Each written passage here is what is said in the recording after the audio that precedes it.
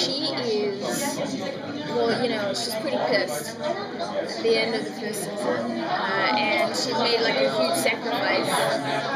Her only ticket home was that feather.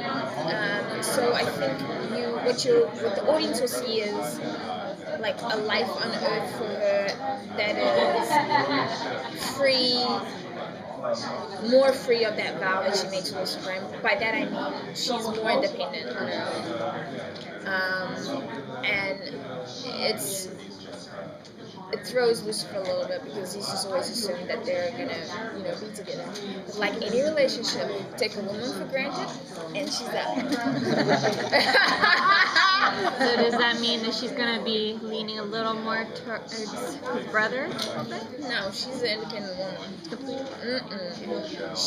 I mean, they still, you know, there's obviously like residue of what happened, and they're still trying to figure whatever that relationship was.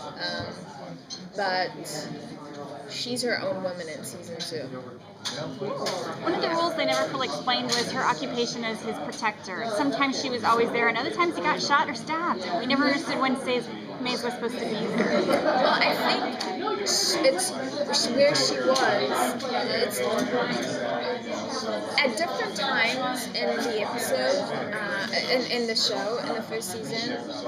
And I think that they did explore that, is like when she was upset or if she felt, you know, there are a couple episodes where she's like, well, maybe I won't be there, you know, or maybe I will. You could say that those were times where she's like, well, he's not in deathly danger. And also they didn't know that, I mean, she always assumed he's immortal. So the only thing that could kill him, until they figured out it was Chloe's vulnerability toward the end, was something of another world. My daggers, God, and so I don't know that he's ever been in real danger in Earth. The dangerous thing was Chloe. She was the danger. And once they figured that out, that he was only vulnerable around her, that's when, I mean, you know, that's when I think Maze sort of knew that, well, if he's with her, then I have to, you know, be there. But that all goes to shit when she figures out that she's just been a minion, you know, for the longest time, and has really, she bore the cross that, you know, for his choices to stay with the detective, to put himself in harm's way, like. She's the one worrying about what happens in hell and what will God do, you know, the world being off balance. And so she just doesn't care in season 2. We'll see. But, you know, mom throws a spanner in the works.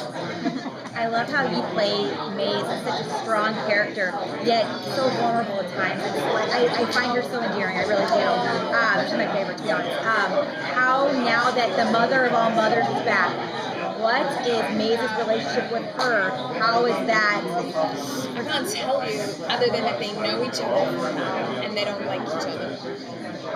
So they're gonna clash. Are we gonna see more development between Maze, Trixie, and Chloe, or see more scenes with them? Because that was sort of like a surprising, fun. Yes.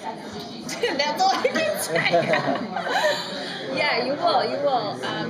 In general, what you're going to see is a lot more of this supporting cast, like, interacting. I think, you know, we lean very heavily on, like, Tom and Lauren in the first season storyline-wise, because you're setting up the show, and you obviously want to get that second season and have this audience stay with you. And now that you have, you know, the writers are very attentive to what happens on social media and what people respond to. So now that they can see, oh, they love Trixie and, like, Maze together, they thought Detective Douche and Maze was super funny.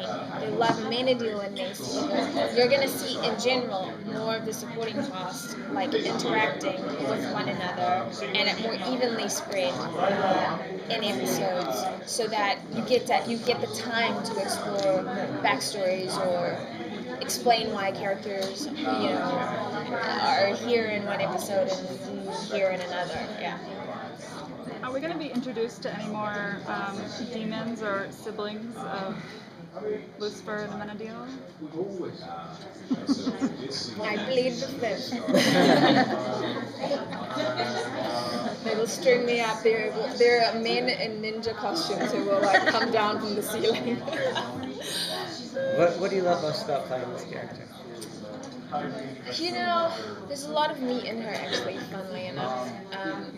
She's fiercely loyal to, you know, the people I love and my friends, and my friends in high school kind of tell the story of there were ever kids who picked on them. Like I was the one who was like, you want to go? Let's go.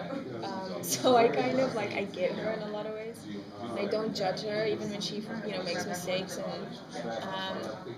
but I love her strength most of all. You know, physically speaking and also like emotionally speaking. Like she's a very strong female comic book character that is so rich in a lot of, you know, in a lot of ways, a lot more than what we get to show on our show. And hopefully we'll get to explore her more because, you know, in the comic book now she's the rule of power. So I'm like, spin off. Nancy can spin off. Sorry, we're